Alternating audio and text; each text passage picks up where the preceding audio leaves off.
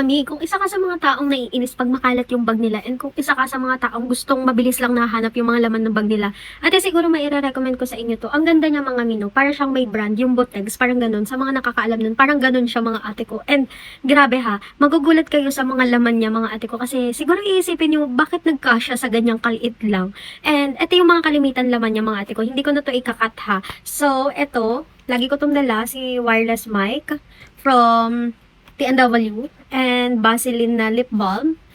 Tapos, yung mini earbuds ko, mga ni. And Ortho Wax from Mayarn.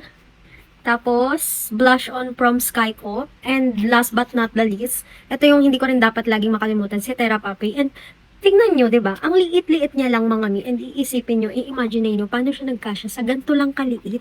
Like, ayan, ibabalik natin siya ha. Ganito ko siya pinagkasya mga ate ko. Sabi ko nga sa inyo mga mi, magugulat kayo sa mga laman niya kasi hindi nyo expectin na nagkasya siya lahat dito. Like, girl, tingnan nyo naman. Oh, ayan siya lahat mga ate ko.